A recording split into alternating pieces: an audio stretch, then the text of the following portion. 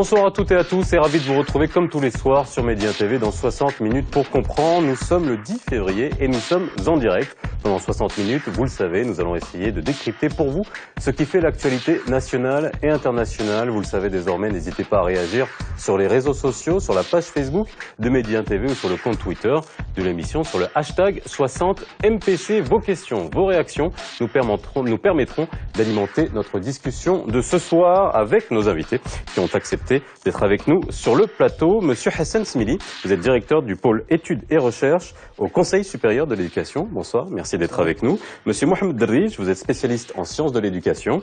Et enfin, monsieur Fouad Chafiqi, directeur des curricula au ministère de l'Éducation nationale. Ce samedi 6 février, à La Ayoun, le ministre de l'Éducation, Rachid Belmokhtar, a présenté le plan de sauvetage de l'enseignement public. Un plan qui comporte plusieurs volets que nous verrons ce soir, dont celui de la réforme des curricula. Cela s'inscrit notamment dans la volonté de promouvoir une école de la qualité pour tous, pour reprendre les termes du Conseil supérieur de l'éducation, qui a rendu en mai dernier le rapport sur sa vision stratégique 2015-2030 pour l'éducation. Alors, en quoi consiste précisément cette réforme des curricula? Que sont les curricula? Qu'est-ce que cela englobe? Qu'est-ce qui va changer aujourd'hui? Comment les changements vont-ils être mis en place? Quels sont les résultats attendus de ces modifications? Réforme des curricula, pourquoi et surtout comment? Ce sera le titre de l'émission de ce soir. Alors, messieurs, je veux dire, on va déjà commencer par le commencement, essayer de définir ce que sont les curricula, parce que nous, on peut penser programme, méthodologie. Qu'est-ce que ça englobe, les curricula? Vous qui êtes responsable, directeur des curricula au ministère.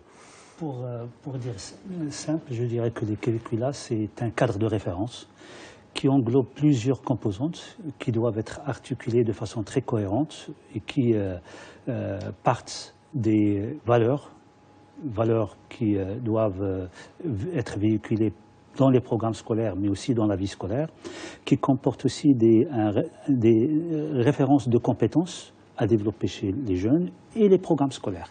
Donc, trois composantes, des choix en termes de valeurs, des compétences à développer chez les apprenants et des programmes scolaires. Ces trois composantes, ils ne doivent pas être séparées. En fait, c'est une imbrication d'une composante par rapport à l'autre. Il y a une complémentarité, certes, qui doit émaner dans la construction. C'est pour cela que la construction d'un nouveau curriculum, c'est une entreprise de longue haleine qui suppose un engagement de plusieurs parties prenantes, du politique aux gestionnaires de l'éducation jusqu'aux praticiens dans les classes, dans les acteurs pédagogiques. Donc ça, c'est une définition un peu simpliste de ce qui est un curriculum scolaire. Il y a d'autres définitions, mais qui renvoient à d'autres angles d'attaque. Un curriculum, on peut le voir comme étant une prescription. Dans un État, dans un pays, il y a une prescription de ce que doit se faire dans les établissements scolaires, dans les classes. Donc ça, c'est ce qu'on appelle un curriculum prescrit. Mais il y a aussi des curriculums ou du curricula réel. Un curriculum des curricula. Des curricula. Donc des curricula réels tels qu'ils sont pratiqués dans les classes. Et ça, le gap entre ces deux manières de voir un curriculum d'un pays, plus le gap est grand, plus les résultats sont mauvais. Plus le gap est petit, plus les résultats sont bons et sont les résultats qui sont préconisés par le curriculum. On peut parler par la suite des facteurs qui influencent. Alors justement, on va y arriver, on va justement, parce qu'on va parler de la réforme des curricula, mais quand on parle réforme des curricula, avec la définition que vous nous donnez, c'est en gros, il faut qu'on change le logiciel. On n'est pas seulement dans la réforme des manuels scolaires, il y a toute une conception aujourd'hui qui est à revoir en fonction d'un objectif qu'on peut avoir pour la société finalement. Oui. Parce que là, on est en train de parler d'un modèle pédagogique, et c'est le cas actuel, le modèle pédagogique en vigueur, a montré, bon, il y a, évidemment depuis la charte, depuis 2000, entre 2000 et 2013, il y a eu pas mal de réformes à ce niveau-là, et d'efforts, mais il y a pas mal de dysfonctionnements aussi, c'est ces dysfonctionnements qui donnent les résultats actuels du système éducatif, et donc la réforme s'impose au niveau des curricula, c'est-à-dire au niveau des contenus, au niveau le système des valeurs est plus ou moins le même, on va en parler peut-être, mais aussi les programmes, les contenus des programmes, ce qui caractérise par exemple maintenant le curriculum, c'est connu, ça est pléthorique au niveau des contenus. Il est rigide, c'est-à-dire que au niveau de la pratique, il y a trop de choses, il est trop varié, l'ambition est trop grande ou c'est... Les programmes sont trop chargés. Les programmes sont trop chargés, ce qui fait qu'on n'a jamais le temps de bien faire. Les méthodes pédagogiques sont surtout des méthodes traditionnelles de transmission parce qu'on ne peut pas faire autre chose. On ne peut pas travailler dans un esprit de méthode, par exemple, constructiviste, où on fait active, où on fait intervenir l'apprenant, où il participe à son apprentissage, etc. Tout cela, ce n'est pas possible quand on a un programme aussi chargé et aussi pléthorique. Et puis les résultats, enfin, on a vu au niveau des différentes enquêtes internationales, les enquêtes nationales également, que les résultats sont très faibles. Alors, on va y arriver justement. Ce serait bien de voir aujourd'hui quel est le curriculum aujourd'hui, de voir quels sont les points centraux qu'il va falloir modifier. Sidrij, par rapport à cette notion de curriculum, de curricula, vous voulez ajouter quelque chose par rapport à ça? Un peu en arrière. Quant à la manière, la réforme a vu le jour. C'était un conflit quand même très important au niveau des ENS, les écoles normales supérieures, de la faculté des sciences, parce qu'on était toujours lié au concept français qui parle de programme, mais ne parle pas de curriculum. Et aussi, les Français, comme vous le savez, parlaient de ce que nous appelons la pédagogie spéciale, alors que dans les pays anglo-saxons, on parlait de didactique et didactisme, ainsi de suite. Chose qui n'était pas connue, pratiquement inconnue dans l'école française, parce que moi, j'ai fait mes études supérieures en Belgique, en Espagne, j'ai fait un doctorat, et le concept de curriculum ou autre chose n'était pas connu, n'était pas utilisé. Ce sont là des concepts, ce sont des normes les normes de qualité n'étaient pas connues chez les Français. Alors, nous sommes venus avec pas mal de projets. Et on a trouvé qu'il n'était pas nécessaire de garder les réformes anciennes françaises qui étaient dépassées. Bien sûr, la France s'est développée, ils ont commencé à utiliser d'autres méthodes, la notion du curriculum, ainsi de suite. Et par conséquent, c'était quand même, c'était pas facile d'imposer ces nouveaux concepts et ces nouveaux principes. Et l'imposer en arabe. Parce que, pourquoi devrait-on traduire en arabe alors que les Français étaient en train de traduire des anglophones? C'est de la perte du temps, c'est pas d'énergie, alors autant traduire directement de système anglophone. Et il y avait pas mal de magazines, il y avait pas mal d'ateliers de travail que nous avons organisés, pendant lesquels nous avons parlé de ça. Aujourd'hui, personne n'ose écrire un livre sur l'éducation en français. Et ça, c'est un acquis. Qui c'est qui écrit un texte sur les sciences de l'éducation en français? Personne. Même ceux qui écrivent des livres sur l'éducation, l'enseignement, le développement, la formation, sont obligés à les traduire le plus vite possible, parce que grâce aux efforts qui ont été déployés par notre équipe et même au sein du centre de formation des inspecteurs, on a fait en sorte que les sciences de l'éducation soient mieux compris, mieux appréciées, comme le principe du curriculum, comme ça a été bien expliqué par les personnes autour de cette table. C'est-à-dire d'une manière plus... Mais alors ça veut dire, je vous interromps, mais en gros, est-ce qu'on est dans la mauvaise conception? Parce que merci de nous avoir finalement retracé un peu. Je parlais de logiciel tout à l'heure. Est-ce qu'il faut vraiment changer de logiciel? Si vous permettez, par rapport à cette question, il y a la conception théorique de comment fabrique-t-on un curriculum, comment fonctionne un curriculum. Il y a les pratiques dans lesquelles on est confronté aux contraintes de terrain. Depuis, comme disait Cédric, depuis le début des années 2000, c'est-à-dire après la charte, on était pratiquement au niveau national, et il l'a bien signalé, c'est la formation, le formatage de nos inspecteurs dans le centre de formation des inspecteurs dans ce nouveau paradigme curriculaire nous a permis d'avoir des cadres au niveau de l'éducation nationale qui sont formés sur ces nouvelles approches pédagogiques et sur ce nouveau paradigme pédagogique. La fabrication d'un curriculum, comme je disais tout à l'heure, nécessite une entreprise de longue haleine. Ça part, je disais, des valeurs, mais aussi des finalités de l'éducation.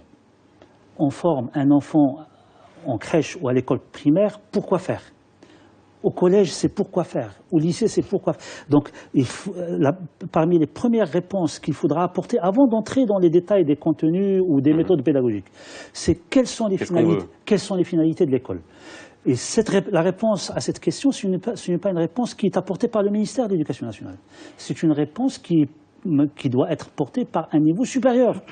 Et on se souvient au moment après la charte, pour pouvoir élaborer un curriculum national, il fallait traduire la charte dans un texte qui était intitulé les choix et les orientations. C'est un texte qui définit quel est le profil de sortie de chaque cycle scolaire. C'est un document de travail, donc en fait c'est un travail en cascade. On produit une vision par rapport à la réforme, c'est ce qu'a fait le Conseil supérieur, mais une deuxième étape, ça consistera à produire des profils à former. Une fois ces profils sont identifiés en fonction des besoins économiques du pays, en fonction de notre temps, en fonction de l'évolution des grands chantiers que vit le Maroc, à partir de ce moment-là, il faudra passer à l'étage suivante. L'étage suivante, on fera appel à des pédagogues, on fera appel à des disciplinaires, des universitaires, pour produire des programmes scolaires, mais des programmes scolaires qui répondent à une commande qui émane de l'étage supérieur. Comme c'est le cas, par exemple, pour les finalités de l'éducation, c'est une réponse à un étage supérieur qui a défini une orientation, une vision pour la réforme de l'éducation. Donc, en fin de compte, on est dans une chaîne de valeurs dans laquelle, au bout de la chaîne, au bout le plus bas de la chaîne, on trouve la classe scolaire, mais en haut de la chaîne, on trouve des choix et des orientations politiques qui sont faits par les politiques, qui sont traduits dans des choix pédagogiques et des orientations pédagogiques, et qui devraient être traduits dans un troisième temps en termes de programme, de contenu, d'activité, de support, de mode d'évaluation, et on va revenir sur chacun de ces composants. Si je schématise et je résume ce que vous avez dit, est-ce qu'aujourd'hui on est déjà en train de parler d'adéquation avec les besoins du pays et de faire un raccourci directement avec le primaire, par exemple? Est-ce qu'aujourd'hui on réfléchit à avoir déjà une base qui peut être commune et après aller vers des spécialisations? Je veux dire, le concept, est-ce qu'il est déjà à la base? Vous me dites que ce sont des orientations, de grandes orientations pour répondre à des besoins, mais est-ce qu'elles vont avoir un impact direct sur la manière d'enseigner dès le primaire, dès qu'un enfant entre à l'école? Si vous voulez, pour préciser un petit peu ce que vient de dire Chafiri, il faut rappeler les fonctions de l'école. Quand on dit école, c'est-à-dire le système éducatif, dans la vision. Nous avons 5 fonctions. Je crois que c'était... D'abord, il y a l'enseignement, l'apprentissage et le développement culturel. Première fonction importante. Deuxième fonction, la socialisation. Et l'éducation aux valeurs, dont parlait justement c'est Chafiri, les valeurs nationales, les valeurs aussi universelles. Très important. Exprimé dans la Constitution du Maroc. Exactement, tels que ceux qui sont exprimés dans la Constitution. Je vous arrête là-dessus parce que ça peut sembler vague de parler de valeurs, mais qu'est-ce qu'on met sur le mot valeur? Parce qu'on parle souvent de citoyenneté, de civisme, ce genre de choses qui sont des valeurs communes à tous les pays finalement. Oui, c'est pour ça qu'on dit qu'il y a des valeurs universelles, mais aussi des valeurs nationales. Bon, il y a des valeurs religieuses, il y a des valeurs autres liées à la culture nationale. Oui, donc il y a les deux pans des valeurs, du système de valeurs. Il y a la formation et l'encadrement, donc important au niveau notamment collégial, formation professionnelle, formation, enseignement qualifiant, etc. Il y a la recherche et l'innovation au niveau de tout le système, mais axé surtout sur l'enseignement supérieur, évidemment. Et puis il y a la qualification et la facilitation au niveau de l'intégration économique, sociale et culturelle. Donc les cinq fonctions qui sont les sous-bassements, si vous voulez, de des missions de l'école. Et puis, il y a les 3 fondements dont vous avez parlé, c'est-à-dire l'équité et l'égalité des chances, très important, un axe important de la vision. La qualité pour tous, dont nous parlons aujourd'hui, nous allons parler encore davantage, et la promotion de l'individu et de la société. Voilà les trois axes de la vision et qui fondent justement le curriculum parce qu'on considère que le modèle pédagogique, dans la vision, on considère que le modèle pédagogique est vraiment le cœur de toute réforme. Et c'est ce qui a fait défaut d'ailleurs, relativement par rapport aux autres réformes qu'on a connues, c'est ce qui a fait défaut au niveau des réformes précédentes, au niveau de la mise en œuvre de la charte. Alors Sidri, je vous repose cette question-là, c'est-à-dire que j'ai posé à Assis Chafiri. Est-ce qu'il faut vraiment partir de grandes orientations dès le départ pour fixer des orientations à partir du primaire, si on part du commencement? Est-ce que c'est, on va dire, la bonne réflexion à avoir? Bon, moi, j'estime que pour l'instant, il y a une ambiguïté. Et ce n'est pas clair que ce soit au niveau supérieur. Et au fur et à mesure qu'on descend dans la pratique, on trouve qu'il y a quand même un amalgame. Bon, il y a un manque de clarté dans la vision. Qu'est-ce qu'on veut? La question qu'il faut se poser, qu'est-ce qu'on veut aujourd'hui? Que voulons-nous former comme citoyens marocains? Quels sont les objectifs, les grands objectifs auxquels nous aspirons? Est-ce que nous voulons quelqu'un qui est soumis? Est-ce que nous voulons une personne qui est pacifiste, désespérée, ou on veut quelqu'un de développé, créatif? Il y a à maintes reprises, la politique intervient de manière inadéquate ou inappropriée, c'est-à-dire du moins, ne serait-ce que au niveau des contenus ou des programmes. Je vais vous citer un exemple, et il est très important à mon sens. Par exemple, la philosophie dans les années 70, nous avons réussi, après une lutte, de sorte à ce que la philo soit enseignée en arabe.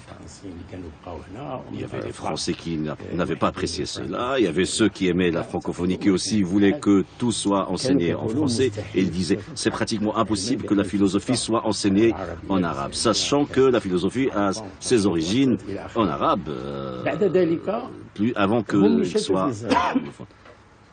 Après, on a marginalisé la philo. Et à un moment donné, on allait même laisser tomber les cours de philosophie, carrément les écarter du programme. Et ils ont proposé les études islamiques et ils ont laissé la philo jusqu'à la fin. Ils savaient pertinemment qu'en 9 mois, on ne pouvait jamais atteindre la période où on allait commencer la philosophie comme cours. C'est-à-dire, pourquoi? Parce qu'à l'époque, un philosophe est un athéiste, un étudiant qui apprend la philo va peut-être changer de religion, de passer à la gauche et tout ça, être un communiste, je sais quoi. Mais c'était de fausses idées et voilà, ça c'est vrai. Si on avait continué à enseigner la philo comme on l'avait fait dans le passé, on n'aurait pas eu les problèmes auxquels nous faisons face aujourd'hui parmi les jeunes. Et tout ce qui va avec. Et si on avait enseigné l'éducation islamique dans le contexte de critique, le Marocain qu'on voulait développer aurait été meilleur que le Marocain que nous avons aujourd'hui. Aujourd'hui, il y a des orientations de Sa Majesté le Roi. Il y a le ministère de l'Éducation nationale et le ministère des Waqf et des Affaires islamiques de revisiter les programmes des études islamiques. Et ça, c'est très important. Et en réalité, à mon sens, le message royal contient non seulement une révision des programmes des études islamiques et un peu avec de nouvelles orientations, faire en sorte que ces programmes soient plus ouverts, plus pacifistes, c'est-à-dire ce que réclame la philo en quelque sorte. Alors ça, c'est un appel pour que change tout les programmes d'histoire. Aujourd'hui, par exemple, l'histoire ne sont pas moins importants que la philo. Vous savez ce qui se dit autour de l'histoire. Sur le point de la philosophie, c'est vrai que c'est un point qui est assez central. C'est vraiment la matière qui ouvre l'esprit, qui permet de... Même si dans le système français, la philosophie n'est enseignée qu'une année, et que bon, si pour l'avoir vécu, c'est plus de l'histoire de la philosophie que de la vraie philosophie. C'est après les gens qui veulent faire de la philosophie font des études de philosophie. Mais c'est pas... Est-ce que ça serait vraiment un tournant aujourd'hui de voilà, de pouvoir allier, comme a dit Cédric, en même temps le challenge de réformer l'éducation islamique et en même temps de le coupler à la philosophie? C'est certain qu'on a besoin, dans cette étape historique de notre pays, de la pensée de lumière, et qui peut provenir, que ce soit de la pensée religieuse émancipée ou de la pensée philosophique. Même dans la pensée philosophique, on peut trouver aussi une pensée rétrograde quelque part qui est encadrée par des doctrines philosophiques. Si vous permettez, je reviens à la question que vous avez posée. Est-ce qu'on a besoin de toute cette complexité pour arriver à l'école primaire et produire des programmes et des contenus pour l'enseignement primaire? Parce que la première pierre, elle est quand même là. En fait, ce qui est vu par l'acteur, par le concerné. L'acteur, c'est l'enseignant, le concerné, c'est surtout les familles. C'est les documents qui sont en circulation à l'étage de l'école. Au niveau de l'école, beaucoup de personnes confondent curriculum avec manuel scolaire. En fait, le manuel scolaire devrait être une traduction fidèle de l'esprit du curriculum. S'il l'est, dans ce cas, on peut dire qu'au niveau de l'enseignant, au niveau des parents, il suffit de parler de manuel scolaire ou du programme scolaire et ça résume toute la philosophie et toute la démarche de construction de citoyens de demain à travers ces contenus. Mais lorsque l'écart se creuse entre ces outils qui sont véhiculés, qui sont véhiculaires du curriculum, qui sont les programmes scolaires et les manuels, et les visions qui sont exprimées ou les choix qui sont exprimés, lorsque l'écart est grand, les gens ne voient que les parties négatives qui, dans les programmes actuels, apprendre à un enfant du primaire la propreté par exemple, l'hygiène, la santé, ce sont des valeurs. Et ce sont des valeurs qui ne peuvent pas découler de n'importe où. Ils découlent d'un certain choix de société, d'un certain choix de citoyens qu'on veut former. Ce sont des valeurs qui ont un intérêt, même s'ils sont finales. Au terminal, la santé par exemple, c'est une valeur terminale. Mais la propreté, c'est une valeur instrumentale qui nous permet d'arriver à cette valeur qui est une valeur terminale. La construction des contenus qui sont destinés à l'enfant du primaire, par exemple, une des questions qui est revenue pendant ces dernières années à plusieurs reprises, la question de l'appartenance au pays, se sentir comme Marocain. Pour qu'un enfant se sente comme Marocain, il faudra que tout ce qu'on a exprimé dans la philosophie de l'éducation soit traduit dans les programmes scolaires, mais aussi dans les activités de classe, dans les activités scolaires. Si la traduction n'est pas bonne, ou n'est pas adéquate, là, on est dans un déphasage entre des choix qui sont prescrits, qui sont annoncés par le ministère de l'Éducation, et ce qui se passe sur le terrain. C'est pour ça qu'on a besoin, à chaque fois qu'il y a des conflits dans la société, en fait, vous savez, les citoyens, ils sont différents, et chaque citoyen peut aspirer à un projet de société qui lui est propre. Bien sûr, nous adhérons tous à un projet de société dans lequel la modernité a sa place, mais on trouve aussi dans la société des gens qui n'adhèrent pas à ces choix. Donc, pour pouvoir arbitrer les conflits qu'on peut avoir au niveau des établissements scolaires, au niveau de la pratique des programmes scolaires, nous avons besoin d'un document de référence. Et ce document de référence, on n'utilise pas chaque jour, mais on l'utilise chaque fois qu'on en a besoin, chaque fois qu'il faudra faire un arbitrage entre des belligérants à propos de ce qui est enseigné dans l'école ou ce qui a été enseigné dans une école. Il y a un point que je relève sur l'intervention de Cédric, de savoir ce qu'on veut. Vous l'avez dit, est-ce qu'on veut un citoyen qui soit pacifiste, un citoyen qui soit critique. Je voulais juste une réaction d'une téléspectatrice qui nous dit la réforme curriculaire est venue à temps, elle permettra à nos enfants d'acquérir des connaissances, des compétences et des qualifications critiques pour réussir leur intégration dans la société en général et dans le monde de l'emploi en particulier. Est-ce qu'on va aujourd'hui avoir le courage de se dire on veut développer l'esprit critique? Vous parlez d'innovation, l'esprit d'innovation, ça veut dire avoir un esprit critique de remise en question et de réflexion. Aujourd'hui, le système ne le permet pas? Si, moi je crois que maintenant on a dépassé un petit peu ce questionnement. Qu'est-ce qu'on veut au niveau de la vision, même auparavant au niveau de la charte, on parlait de l'école comme étant l'outil de formation d'une part d'un citoyen, un sujet citoyen, un acteur au niveau de la société, qui est justement un esprit critique, un esprit qui sache réfléchir, être autonome, etc. Un certain nombre de caractéristiques liées à la formation. Et je crois que maintenant, on veut cela, parce que c'est écrit partout, en tout cas au niveau des textes, ça existe. Au niveau des choix et des textes, ça existe. Donc, il faut que le curriculum suive, justement. Or, ils ne peuvent pas suivre si on met tout l'effort au niveau de l'acquisition des connaissances. Maintenant, il faut alléger, justement, et surtout avec les technologies modernes, avec toute la profusion de savoirs qui existent, on peut alléger le quantitatif, la quantité de connaissances en faveur de l'introduction de la méthodologie, d'un esprit méthodique et bien fait. Et cela, c'est possible d'abord en faisant un choix éclectique des méthodes pédagogiques. C'est-à-dire que mais sur quoi on va se baser justement? Je le disais tout à l'heure, en revenant un peu dans l'histoire, on s'est basé sur le système français. Il y a beaucoup de gens qui réagissent en disant mais pourquoi on est constamment lié à ce système pédagogique français? Pourquoi on ne s'en détache pas d'avoir plus d'influence sur le modèle anglo-saxon? Moi je ne suis pas tout à fait d'accord avec ça, parce que le système français a évolué dans le temps.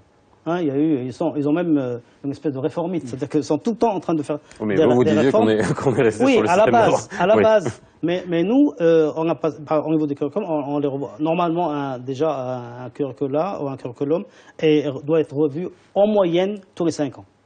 Mais depuis quand on ne l'a pas revu? Depuis 2000. Depuis une quinzaine d'années. 2000. Depuis 1950.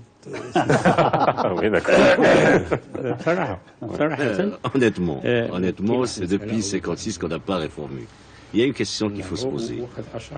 Et je crois que M. Shafir a fait allusion à cela. C'est que depuis la charte et entre la charte et ce qui est fait par le ministère de l'Éducation, parfois elle laisse de côté la charte. Elle oublie la charte. Alors, entre la charte et ce que fait le ministère de l'Éducation nationale et ce que offre le manuel scolaire, chaque fois, il y a quelque chose qui manque. Quand elle est posée au premier, et quand on le traduit en un manuel, il n'y a que 20% du contenu du curriculum qui est enseigné en classe. Parce que c'est quoi les priorités de la charte? Revenons à la charte. Et par conséquent, vous diminuez des valeurs, des orientations, des grandes orientations, de la vision. Et par conséquent, ces concepts passent au manuel et deviennent de plus en plus pauvres et appauvris. Et quand vous la remettez au prof, il est très important que le prof ait son apport. Malheureusement, le prof, on ne lui donne pas quand même l'importance auquel il a droit. Et ce n'est pas la peine qu'on rentre dans ces détails aujourd'hui. Le prof ou l'instituteur a le droit d'enseigner le programme comme il le voit, comme il l'entend, lui. Ce que nous appelons le programme conceptuel. Par exemple, vous pouvez lui dire, voilà les principes généraux, voici les objectifs, voici les valeurs, mais il lui incombe d'enseigner comme il veut. Parce que pourquoi est-ce qu'on met un prof avec les étudiants en classe? Pour qu'ils soient libres. Parce qu'il y a un texte qui dit on ne peut pas contrôler un prof de manière strict, parce que ça n'a aucun sens, parce que lui, il voit les choses en fonction de la classe, de son contexte, sa propre philosophie, ses propres convictions, ainsi de suite. Lorsque l'étudiant reçoit ce que lui offre l'instituteur ou le professeur, il le reçoit d'une manière ou d'une autre. Et ça, c'est important. Ce que nous disons dans la charte et les priorités qui sont définies au niveau théorique. Et quand on passe au manuel scolaire et la réalité dans la classe, eh ben, c'est pas la même chose.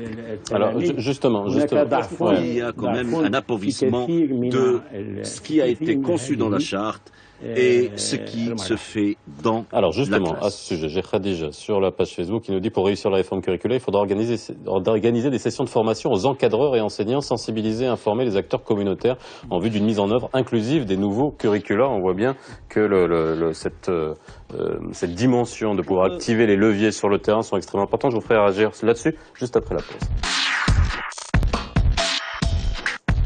La réforme des curricula, pourquoi et comment, c'est le sujet que nous traitons ce soir dans 60 minutes pour comprendre si vous venez de nous rejoindre. Alors, Sismili, vous vouliez réagir à ce que disait Sidrish tout à l'heure par rapport à finalement que ce qu'il y a entre les orientations, ce qu'il y a dans la charte et finalement ça s'égrène pour arriver sur le terrain, dans les classes, et on voit bien qu'il y a, je dirais, que ça perd à la traduction, quoi, comme on dit. C'est juste ce que dit Sidrish, il y a un décalage entre le curriculum théorique et la pratique de la classe. Mais il y a un autre décalage au niveau un autre aspect du curriculum qui est les normes nationales, les normes pédagogiques nationales. C'est-à-dire quand on décrit par exemple les compétences de sortie d'un cycle ou d'une année. Ben, je vous donne un exemple que je connais bien, au niveau de la langue française par exemple. Il est dit qu'à la fin du collège, l'apprenant aura acquis les bases de la langue française. Et que lorsqu'il accède à la première année du qualifiant, il commence à étudier les œuvres parce que il n'a plus besoin, il est compétent au niveau linguistique. Ce qui est absolument faux quand on sait par exemple le niveau des bacheliers, vous savez vous-même au niveau de ce que vous nous avez dit tout à l'heure, on est loin d'avoir acquis. Donc, ce qui veut dire que... Mais ça, en fait, c'est le business model actuel. C'est-à-dire qu'aujourd'hui, on considère qu'à la fin du secondaire, on est censé maîtriser la langue française. Mais ça veut dire que les exigences sont trop fortes pour le curriculum. Et donc, on ne peut pas reprocher à l'apprenant de ne pas avoir acquis. Et ça fait d'ailleurs, c'est la raison essentielle de l'échec et des déperditions qu'on connaît. Parce que les exigences, d'une part, sont fortes et peu d'élèves arrivent, ou d'apprenants arrivent à les suivre et à les acquérir les compétences de sortie telles qu'elles sont décrites dans les normes. Ça, c'est un problème réel, un problème important qui fait qu'il y a seulement ce décalage théorique dont parle Cédric, mais il y a aussi un autre décalage de la pratique. Même si le professeur voulait vraiment, avec toute la volonté du monde, arriver à ce résultat-là, il n'y arriverait pas parce que c'est surdimensionné par rapport à la réalité de la classe. Alors, le problème de la langue, c'est un gros volet qui, justement, on a bien vu pendant ces derniers mois ce que ça... et puis, pas ces derniers mois, depuis des années et des années, on parle d'arabisation. Là, on a annoncer la fin de l'arabisation aujourd'hui. Est-ce que c'est la fin de l'arabisation ou la fin de la défrancisation? C'est un peu de quelle manière on peut concevoir la chose aujourd'hui. Si vous permettez, avant peut-être de tourner la page et regarder vers le futur, j'aimerais bien réagir par rapport à ce que disait Cédric. Les 12 années que nous avons vécues entre 2000 et 2012 étaient des années infernales pour le ministère de l'Éducation nationale. Parce que les objectifs qui ont été annoncés dans la charte étaient des objectifs d'un niveau très haut par rapport aux capacités des structures, que ce soit au niveau central, mais au niveau régional et au niveau des établissements scolaires, pour pouvoir réussir la réforme telle qu'elle a été préconisée. Et je ne pense pas personnellement que le ministère a tourné le dos à la charte. Le ministère, il a fait avec les moyens dont il avait à l'époque pour pouvoir réaliser toutes les préconisations qui sont inscrites dans la charte. Il y a des moyens qui sont demandés pour réaliser une réforme. Le nombre d'enseignants, par exemple, que vous avez, il est ce qu'il est. Si vous voudrez élargir l'assise d'enseignement d'une discipline scolaire ou d'une langue, si vous ne disposez pas d'enseignants, vous allez vous restreindre à une opération arithmétique toute simple, c'est diviser le nombre d'enseignants par le nombre d'heures à enseigner par le nombre d'enseignants que nous avons. Donc je pense que pour ne pas causer de préjudice aux gens qui ont souffert pendant ces 12 années à mettre en place la réforme, qui ont pu réaliser des choses, mais qui ont échoué sur d'autres choses. Et c'est tout à fait normal, c'est un travail humain. Pour ne pas porter de préjudice à ces personnes, il faudra dire qu'il y a eu des réussites sur lesquelles, et d'ailleurs la vision qui émane du Conseil supérieur nous recommande de consolider les acquis, construire sur les acquis, mais corriger tous les dysfonctionnements. Et si vous permettez maintenant, pour se projeter par rapport au futur, dans cette chaîne de production de curriculum scolaire, des objectifs ou des finalités jusqu'au travail dans la classe, il faudra qu'il y ait des boucles, des rétroactions. Si on n'a pas de boucle, on peut être dans l'erreur et y rester pendant longtemps. Mais si on met en place, si on prend les précautions de mettre en place des boucles qui corrigent les process et qui corrigent les choix, je pense qu'on réussira cette fois-ci. N'oublions pas qu'en 2000, c'était la première fois depuis l'indépendance du Maroc qu'il y a eu la grande réforme de tous les programmes scolaires, de tous les niveaux et de tous les cycles. On ne peut pas juger le système éducatif sur une seule réforme, une seule grande réforme. Maintenant, on est à la veille d'une seconde réforme, donc c'est une deuxième génération de réforme de l'éducation. Et par rapport à cette deuxième génération, nous avons besoin de capitaliser. D'ailleurs, la participation, prenons juste le cas des concepteurs des manuels scolaires. Avant 2000, avant la réforme, il y avait environ 200 personnes qui produisaient les manuels scolaires. Et c'était des anonymes. Sur les manuels scolaires, il n'y avait pas de nom. C'était des gens qui sont désignés par le ministère. Personne ne les connaît. Ils obtiennent bien sûr leurs droits d'auteur des éditeurs, mais c'était 200 personnes. Après la charte, lorsque la libéralisation de la conception, le manuel scolaire il est toujours sous le contrôle du ministère, il est homologué par le ministère. Mais lorsqu'il y a eu libéralisation de la conception, on est passé de 200 à presque 10 000 concepteurs. Et sur les 10 000 concepteurs, plus de 10 000 concepteurs ont vu leur manuel homologué par le ministère. Cette extension de la participation des acteurs dans les affaires pédagogiques, c'est un acquis pour nous. C'est un acquis qu'il faudra consolider, il faudra corriger la question de multiplicité de manuels, il faudra y revenir et voir quels sont les avantages et les inconvénients. Mais cette ouverture à l'innovation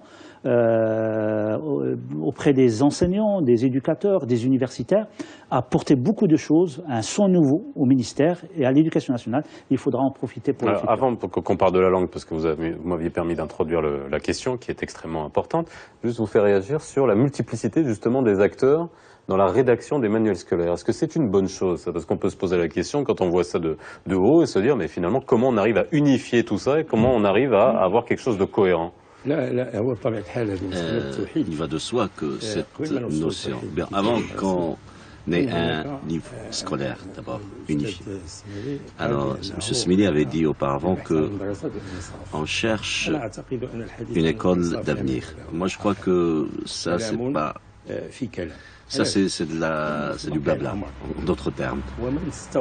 Alors, depuis 1956, et nous sommes en train de demander l'unification du système. Il y a des programmes, des méthodes, et dans l'enseignement public, il y a des différences. Oublions les manuels, il y a pas mal de différences entre le rural, l'urbain, les villes, les régions.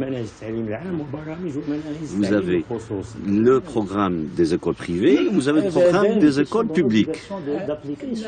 Alors on va y revenir justement juste sur le pont entre le public et le privé. Mais qu'est-ce qu'on remarque dans la réalité? On remarque que il y a quand même la manière dont ce sujet est géré n'est pas bonne.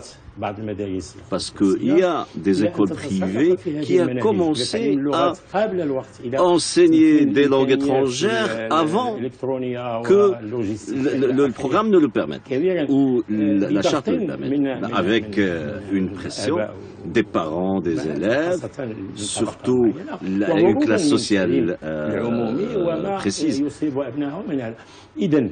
Ils ont pris leurs enfants des écoles publiques et ils les ont mis dans des écoles privées. Alors quand on voit les écoles françaises, américaines ou anglaises, on trouve que les enfants sont dans un autre monde, dans d'autres valeurs et d'autres principes, des principes qui n'ont rien à voir avec ce que nous avons dans nos écoles. Ce qui veut dire que, par exemple, vous pouvez dire, que représente le secteur privé dans l'enseignement? L'augmentation quand même et les aspirations des gens à inscrire leurs enfants dans les écoles privées augmentent. C'est très important. C'est ce qui va être ceux qui vont gouverner le pays dans l'avenir. Ce sont ces 10% et non pas les 90% qui sont dans les écoles publiques. Alors, qu'est-ce qui appauvrit le public aux dépens? Rappelez-vous, il y a des écoles, 3 000 dirhams, 4 000 dirhams, ils ont introduit la musique, la danse, le théâtre, les dessins, les bus. Vous avez des parents qui payent 5 000 dirhams par mois par enfant. C'est-à-dire, quel est le programme? Qu'est-ce qui va régner dans l'avenir? Quelles sont les valeurs qui vont devenir plus importantes? Eh bien, c'est les valeurs que vous voyez dans les écoles privées. Et à mon sens, ce sont des choses très importantes. Et il va falloir... Si ça fait par rapport à ça, parce que je voulais... Et 6 millions ensuite. Par rapport aux établissements d'enseignement privé, on ne va pas revenir sur le choix libéral du Maroc, ouvrir les portes aux investisseurs dans le domaine de l'éducation pour épauler aussi l'État. L'État à lui seul ne peut pas offrir une place pédagogique à tous les enfants tels qu'ils la souhaitent. L'école publique, il fait ce qu'il peut. Mais les parents, les familles, ils ont le droit de faire un choix pour leur enfant dans une école qui offre un plus par rapport à l'école publique. Ce qu'il faudra signaler à ce niveau-là, c'est que les établissements privés sont dans l'obligation de respecter le curriculum national, qui est un curriculum du ministère de l'Éducation. Ils ont la possibilité de l'enrichir par des livres, par des activités qui ne sont pas programmées. Mais le respect en totalité du programme national, c'est une obligation. Et les missions d'inspection... Sauf les missions étrangères. Hein? Sauf les missions étrangères. Sur les missions étrangères, il y a 20 000 élèves. Sur 7 millions d'élèves, ça, c'est un iota dans le... Et c'est un choix des familles. Oui, mais si on revient à la conception de Sibelius, c'est en gros, est-ce que ces écoles-là forment les élites de demain, justement, ce qu'il était en train de nous expliquer, et avec des valeurs qui sont différentes de l'école publique ou alors des autres écoles privées? Si vous parlez des élites, voyons par exemple... Je les mets avec des guillemets. Ah oui, voyons nos gouvernements, combien de ministres est issus de l'enseignement des missions d'enseignement privé et combien sont issus de l'enseignement public. Et combien mettent leurs enfants dans les missions? Ah oui, mais ça c'est quand même quelque chose qui est assez significatif. Jusqu'à maintenant, l'écrasante majorité des leaders, aussi bien au niveau de l'entreprise qu'au niveau de l'État, viennent de l'enseignement public, non pas de l'enseignement privé, ni des missions culturelles. Ça, c'est une donnée sûre. Bon, Moulay Youssef, c'est de l'enseignement public. On peut pas. Dans des écoles, il y a une orientation assez spéciale. On y reviendra. J'aimerais revenir à la question de la réforme de manière générale, avant d'arriver aux langues ou à la question de l'enseignement privé. La charte a été mise en vigueur à partir des réformes de 2000. On s'est rendu compte à plusieurs étapes, 2005, 2008, 2013, qu'elle n'était en fait réalisée qu'à un taux très faible par rapport à... pourquoi en fait? Pour au moins deux raisons. La première, c'est que la charte n'avait aucune dimension contraignante par rapport au pouvoir exécutif, par rapport au ministère. Donc les différents ministres l'ont prise chacun par un bout, alors que la charte insistait sur l'aspect global de la réforme. Ça a été saucissonné et donc ça n'a pas abouti dans sa globalité. Deuxièmement, il n'y avait pas, à mon avis, et je crois que c'est l'avis du Conseil, d'une manière générale, assez de mobilisation autour de la charte. Et donc ça n'a pas été... les enseignants essentiellement ne se sont pas appropriés la charte parce qu'il y a eu un retard au niveau de la communication, il n'y avait pas eu de mobilisation alors qu'on parlait de la question nationale, la question nationale après la question territoriale, etc. Donc ça c'est ça. Maintenant, après 15 ans, on se rend compte, d'abord la vision s'inscrit dans la continuité, c'est une donnée essentielle. Mais il y a 15 ans, il y a une évolution, ne serait-ce que parce qu'il y a une évolution du numérique, il y a une évolution de la relation pédagogique, etc. Et donc, on a essayé, premièrement, d'être raisonnable au niveau de nos ambitions de réforme, c'est-à-dire qu'on ne demande pas la lune, on demande des choses qui sont à la portée d'un pays du niveau du Maroc. Mais évidemment, pendant, c'est qu'on est en train d'étudier, par exemple, le financement du système éducatif, le coût de la réforme, etc., pour qu'on puisse réaliser la vision. Le deuxième... Avec un budget alloué à l'éducation en baisse cette année... Ce n'est pas le budget de la réforme. Non, ce n'est pas le budget de la réforme, mais bon, du ministère. Ça donne un signal quand même. Non, ce n'est pas un signal, parce qu'il y a d'autres signaux par ailleurs qui montrent qu'on tient à la réforme. Deuxièmement, on est en train en ce moment, il y a une commission présidée par le chef du gouvernement qui travaille sur une loi cadre qui va donner une dimension juridique ou législative et contraignante de la vision. Et donc ça sera quelque chose de permanent, quel que soit le ministre qui arrivera dans quelques mois ou celui qui suivra dans 3 ou 4 ans. Plus de plan d'urgence dans les années à venir, comme on a pu les connaître. Moi, j'ai quelque chose de très important, très dangereux. D'abord, cette réforme qui a démarré avec une vision qui peut être discutée et débattue. Parce qu'il y a deux visions, il n'y a pas une seule vision.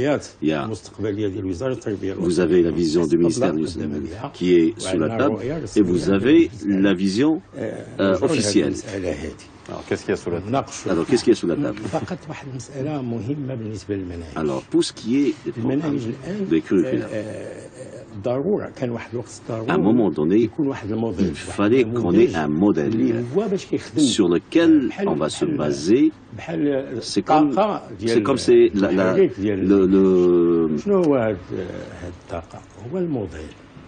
ce qui va pousser l'engin à rouler. D'abord, on travaillait avec un curricula qui est très traditionnel, classique, et on est passé à un curricula c'est-à-dire enseignement avec des objectifs. C'est-à-dire enseigner avec des objectifs, c'est-à-dire on connaît exactement ce qu'on veut atteindre, ce qu'on veut, le cours, comment rédiger les manuels. Après, on est passé d'un objectif par compétence. Enseignement par compétence. Et vous le connaissez, bien sûr. Et après, on est passé à un nouveau système, ou un nouveau c'est-à-dire la pédagogie mixte, ou d'intégration, intégrée. D'abord, ces passages ne se faisaient pas d'une manière subtile ou flexible. Passer d'un système à un autre, d'un curriculum à un autre, d'un programme, il n'y avait ni évaluation, ni contrôle, ni rien. On avait un système et puis on est passé à un autre. On ne sait même pas pourquoi on est passé à l'autre alors qu'on n'a même pas évalué le précédent. Alors, on a arrêté par compétence et on a dit que ça c'est quelque chose de nouveau, c'est un développement, alors que c'est pas vrai, à mon sens, c'est l'enseignement, la pédagogie intégrée. Alors ce sont là des phases, on se demande d'où proviennent ces programmes, quel est le rôle des bailleurs de fonds Quel est le rôle des gens qui sont derrière ces changements-là? On va laisser répondre ces Chaféry du ministère de l'Éducation. Je vais réagir. Je vais réagir par rapport à ce que vient de dire Sid Delij. En fait, il n'y a pas de réforme annoncée et de réforme sous la table. Sid Delij, par son clin d'œil, il veut parler de la vision et des mesures prioritaires qui sont prises par le ministère, disant qu'au moment de l'élaboration de la vision, le ministère était partie prenante dans cette élaboration. On est représenté en tant que ministère de l'Éducation nationale par le ministre et le ministre délégué, par des directeurs d'académie, par des directeurs de centres de formation des enseignants dans le Conseil supérieur de l'éducation. Cette osmose entre l'instance constitutionnelle qui est le Conseil supérieur et le ministère s'est concrétisée à travers un travail que nous avons fait en interne. Nous avons voulu anticiper par rapport au travail qui était mené par le Conseil, puisque les délibérations du Conseil, moi personnellement j'ai été invité 2 fois par la commission des curricula au niveau du Conseil supérieur pour faire des présentations et pour discuter avec les membres. Donc lorsqu'on a concocté ces mesures prioritaires, en fait c'était pour annoncer la mise en œuvre de la vision stratégique. Je vais prendre un exemple pour bien expliquer aux téléspectateurs. Prenons le cas de réforme des programmes scolaires par rapport à l'enseignement des langues. Si on prend la langue officielle, puisqu'on a 2 langues officielles, l'arabe et l'amazigh, sinon on prend l'arabe, les résultats de nos élèves en langue arabe, ils sont très faibles. Ils sont très faibles, les évaluations nationales, les évaluations internationales dans lesquelles on participe, là aussi... Ce qui est très grave en soi. Ce qui est très grave. Donc il fallait s'attaquer à cette question. Il ne fallait pas attendre qu'on ait la vision, qu'on ait la loi cadre, qu'on ait des commissions de programme, puisque ce sont des petites réformes qui touchent soit une méthode d'enseignement, soit des contenus qu'il faudra adapter, soit une formation des enseignants, c'est-à-dire des petites interventions éducatives qui vont nous aider à préparer le terrain. En plus, et là, je pense qu'il faudra combattre une certaine idée au Maroc que les gens ont lorsqu'on parle d'expérimentation. Lorsqu'on veut mettre en place un curriculum, dans tous les pays dans lesquels il y a des systèmes éducatifs performants, avant la mise en œuvre des réformes, il y a des établissements qui sont choisis comme établissements pilotes pour mettre en œuvre l'expérimentation de ces programmes et pouvoir les corriger avant de les généraliser. Mais alors, si je parlais d'évaluation, on n'a pas pu évaluer. Est-ce qu'on a des méthodes d'évaluation? Alors, lorsqu'on a des chiffres qu'on voit apparaître dans la presse avec les études de think tank américains qui disent que 60% des enfants ne tirent rien de leurs études dans le cycle primaire et secondaire, là on a une évaluation qui nous saute à la figure comme ça, mais est-ce qu'il y a un vrai baromètre qui nous permet justement de juger de l'efficacité du réforme? Nous avons au niveau du Conseil une instance nationale d'évaluation qui a produit un rapport analytique sur la mise en œuvre de la réforme de 2000 à 2013 et qui a évalué effectivement un certain nombre d'éléments au niveau du process. Il ne faut pas évaluer juste le produit. Le produit, ce sont les acquis des élèves. Il faudra les évaluer pour avoir une idée sur le process dans sa globalité. Mais il faudra évaluer aussi chaque segment du process pour voir là où ça ne marche pas, pour pouvoir intervenir à temps. Alors, il nous reste quelques minutes, il faut vraiment parler de la langue. J'aimerais vraiment parler de... Oui. Si vous permettez, je peux... Alors, je fais réagir. Juste présenter un petit peu la vision de l'approche au niveau des langues, la vision du Conseil. D'abord, il y a 2 fondements essentiels au niveau de cette approche. C'est que c'est dans l'axe de l'égalité des chances, l'équité et l'égalité des chances. Et deuxièmement, c'est les choix qu'on a faits sont des choix conformes à la Constitution. C'est-à-dire que la Constitution, dans son article 5, parle de 2 langues officielles, qui sont par chance pour le Maroc en même temps 2 langues nationales, c'est-à-dire qui portent la culture nationale, et les langues étrangères les plus utilisées dans le monde. Ça, c'est clair, avec des fonctions précises. Donc nous, on s'est adossé à cet article de la Constitution. Alors, il est clair dans la vision que l'arabe est une langue, reste une langue enseignée, comme langue officielle, langue enseignée, et langue d'enseignement. Oui, bon, ça c'est autre chose. Oui, mais disons une langue enseignée et une langue d'enseignement dans tout l'enseignement scolaire, depuis le CP jusqu'au baccalauréat. Maintenant, on a introduit un concept. Alors, la langue amazigh est une langue enseignée, obligatoire, dans le cycle primaire pour le moment, avec une option à moyen terme de l'étendre au collège. Les langues étrangères. On est parti de l'idée que, d'abord, on est parti d'un bilinguisme qui était en vigueur dans l'école à un plurilinguisme. On ne parle plus de la langue française comme la seule langue étrangère, mais il y a une deuxième langue étrangère qui est devenue une langue obligatoire également, c'est l'anglais. L'anglais qui va être introduit comme langue d'enseignement à partir de la première année du collège à court terme maintenant, et à moyen terme à partir de la... Ça nous fait donc 4 langues. Attendez. Attendez pour... Oui. Que je finisse, s'il vous plaît. Donc il y a la langue... l'anglais qui est introduit à partir de la première année du collège à court terme et à partir de la 4e année primaire à moyen terme. Et au lycée, l'élève peut choisir, ou l'apprenant peut choisir une 3e langue étrangère, qui peut être l'espagnol ou l'allemand ou l'italien, etc. Pour les langues d'enseignement, on a introduit un concept nouveau pour le Maroc, en fait, il est pratiqué ailleurs, en Europe notamment, le concept d'alternance linguistique. C'est-à-dire que dans certaines matières, scientifiques ou autres, pour régler le problème surtout, résoudre le problème du passage du secondaire au supérieur, qui a causé évidemment des ravages, au niveau des apprenants.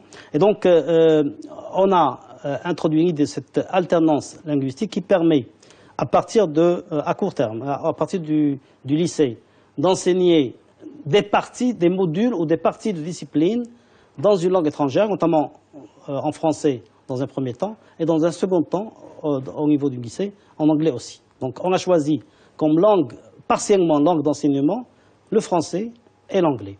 Ceci est pratiqué aussi dans d'autres pays. Le système EMIL en Europe, par exemple, dans cette possibilité de faire apprendre la langue étrangère en la pratiquant comme langue d'enseignement. Alors, est-ce qu'on a le même rapport? Je vais vous poser la question. Vraiment, il nous reste très peu, parce que sur la question de la langue, ça devrait faire une émission à part entière. Est-ce qu'on doit considérer le français de la même manière que toutes les autres langues étrangères dans un pays comme le nôtre, où on le voit bien, nous sommes ici sur une chaîne marocaine, nous parlons en français. Je suis le matin à la radio dans une émission radiophonique en français. On a des grands organes de presse en français. Les panneaux, on voit bien que le français est plus présent que n'importe quelle autre langue étrangère. Est-ce qu'il faut la considérer? Est-ce qu'il ne faut pas lui donner un autre nom que cette langue étrangère, langue usitée, langue du business, langue autre? Moi, je ne pense pas. Moi, je pense que le problème est plus compliqué qu'on le pense. Et l'école, telle qu'elle est aujourd'hui, ne peut que continuer dans ces problèmes de langue.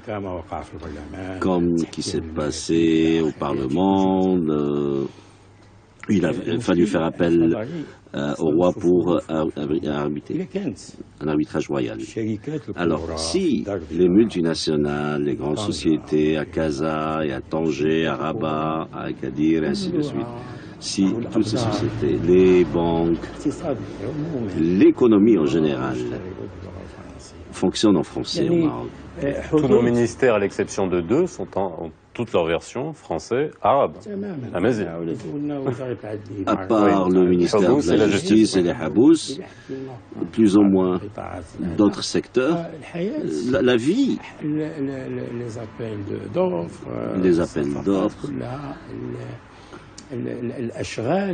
les travaux, l'expertise, il faut ça a été à parler. D'abord, l'expertise internationale et son rôle dangereux. Qu'est-ce qu'on demande à des bureaux d'études étrangers? Vous savez, le programme, il a été préparé par les Français. Là, la pédagogie d'intégration qui a été développée par des Belges. Ce sont des bureaux d'études à qui on consacre des budgets colossaux. Et nous, je vais donner le dernier mot au ministère, parce qu'il nous reste 1 minute. Je suis désolé de vous interrompre. Et nous sommes en direct. Deux points par rapport au curriculum actuel qui a été élaboré en 2000. Il a été élaboré par des Marocains, universitaires, pédagogues, inspecteurs. Il n'y avait aucune intervention étrangère pour l'élaboration. C'est vrai qu'au moment du programme d'urgence, il y a eu un bureau d'études, une expertise technique qui a accompagné le ministère. Par rapport à la question des langues, le choix qui a été fait par le Conseil supérieur, c'est un choix très judicieux. Il prend en considération la constitution du royaume, mais c'est un choix qui sera coûteux. Il faudra avoir les moyens pour le mettre en place. Si je prends rien que, par exemple, la généralisation de l'anglais au niveau de l'enseignement collégial, maintenant l'anglais est enseigné en 3e année de collège. Si on veut la généraliser en 1re et 2e année de collège, il nous faudra entre 5 000 et 6 000 enseignants de langue anglaise. Donc 5 000 enseignants par rapport à ce qu'on a comme nombre de postes budgétaires qui tournent autour de 7 000 chaque année, tout cycle et toute discipline confondue. Autrement dit, si on... Beaucoup de moyens à mettre en œuvre. On finira sur ce chiffre-là, on en refera une autre, parce qu'on a beaucoup de choses qu'on n'a pas pu traiter. Merci à vous d'avoir été avec nous ce soir dans 60 minutes pour comprendre. La rediffusion à 22h40. Si vous nous avez pris en route, comme d'habitude, et on se retrouve demain.